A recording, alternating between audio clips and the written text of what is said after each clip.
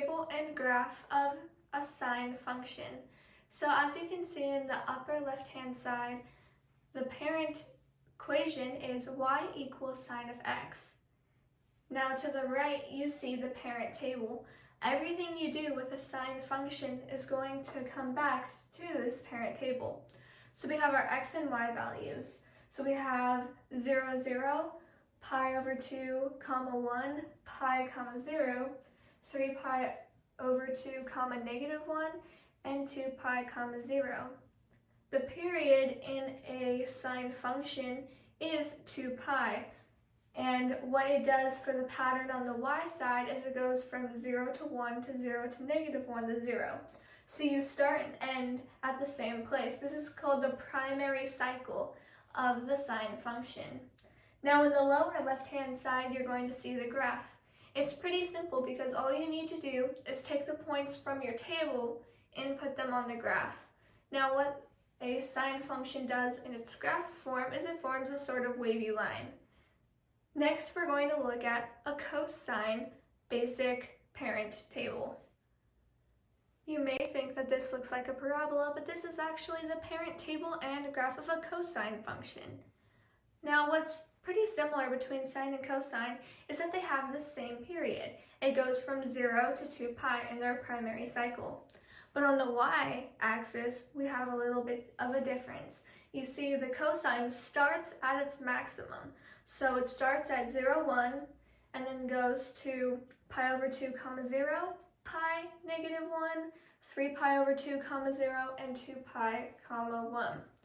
Now what this looks like on our graph is kind of like a parabola, in that it starts at its maximum and ends where on the parabola you would call a vertex for the primary cycle. But what it really does is forms this large wavy line when you have them all together. But for just the primary cycle, what you see in the lower left-hand corner of your screen is what we would call the parent graph of a cosine function. Next, we're going to look at a tangent function, which is y over x. Now here we have a tangent function. Now as you will notice, it's y over x, and so therefore we are going to start introducing asymptotes into our graphs. So now let's look at the parent table. Now it starts off simple enough, but you can see a key difference here is that the period only goes from 0 to pi in the primary cycle.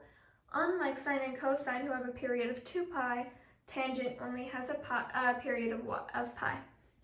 So what we have here is we have 0, 0, pi over 4, comma 1, and then here at pi over 2 we have undefined, which basically means that we're going to have an asymptote. And then next we have 3 pi over 4, comma negative 1, and then pi, comma 0 to wrap it up for the primary cycle. Now if you look at the graph, there's a large red line in the middle of the graph, and that's a dashed line because it represents the asymptote at pi over 2. So what happens is that our function is never going to actually touch that asymptote. It's going to get closer and closer and closer, but never quite reach it. So here all we do is we plot our points. So our left-hand side is going upwards, and our right-hand side is going downwards. Next up, we're going to talk about cotangent, which is the reciprocal of tangent, or 1 over tangent. And now we have our cotangent function. Now as you can see from the graph, it almost looks like a backwards cubic function, but it's a little different. So basically what cotangent is 1 over tangent. In other words, it's x over y instead of y over x. Now if we go and we look at our parent table, we can see that it has the same period as tangent. It goes from 0 to pi. But it has 2 asymptotes this time instead of 1. So here we go. We have an asymptote at 0, or the y-axis, and then we have pi over 4, comma 1, pi over 2, comma 0, 3 pi over 4, comma negative 1, and then we have yet another asymptote at pi. So once you look at the graph, it looks almost like a backwards cubic function. So all you do is you connect the points, and again, they will never quite reach the asymptote, but they'll get very, very close. And now we're going to move on to our cosecant graph. And here we have a cosecant function, which is the reciprocal of a sine function, or 1 over sine. Now, as you can see from the graph, we have two sort of parabola-looking things, but we're going to go into that these aren't really parabolas. Now, back to the table. So we have not one, not two, but three asymptotes in a cosecant function. We have an asymptote at 0, at pi, and at 2 pi. You'll notice now that since we're back to cosecant, secant, sine, and cosine, we have a period of 2 pi. Just to point out that only tangent and cotangent have a period of pi. So now let's look at our points. So we only actually have 2 points in the parent table of a cosecant function, which are pi over 2 comma 1 and 3 pi over 2 comma negative 1. Now you might be thinking, I have 3 red lines that I can't touch and only 2 points. What am I supposed to do? Well, we have one positive looking parabola and one negative looking parabola. Now, the thing is, they're not really parabolas. What they do is that they're going to go up each of the sides of each of the asymptotes, but never truly touch those lines. So again, we have our 3 asymptotes, our 2 points, and our 2 parabola-looking things in our primary cycle of a cosecant graph. Secant is an interesting little graph, and it's also the reciprocal of cosine, or 1 over cosine. Similar to cosine, it has a period of 2 pi, and it starts at 0, 1. It has 2 asymptotes, one at pi over 2 and one at 3 pi over 2. It has 3 points, 0, 1, pi, negative 1, and 2 pi, 1. Now if you shift your view on over to the graph, what you'll see is one parabola and 2 sort of half-looking parabolas. So what we've got is we have our 2 asymptotes. And in the middle of those 2 asymptotes is pi, negative 1. And so what we see there is it looks like a parabola going downwards. Even though we know that it's not a parabola, it kind of resembles the shape of one, and it will just keep on going, and it will never quite reach the asymptote, but it'll get really, really close. Our other 2 points are going to come inwards in towards the asymptote, and they're going to go up. Again, they're never going to quite reach the asymptote, but they're going to just keep going and getting really, really close as they keep going up. Next, we're going to look at some of the key features of each of these graphs so that we can learn how to manipulate them. Now we're going to look at the 4 key features of a trigonometric function. Now what we have is the amplitude, the period, the phase shift, and the vertical shift. Now what we're going to look at is we see our parent graph of the secant to the right, but what we're going to look at is how these 4 key features manipulate this parent table. Now let's look. In our red box at the top, we have 2. So our amplitude is 2.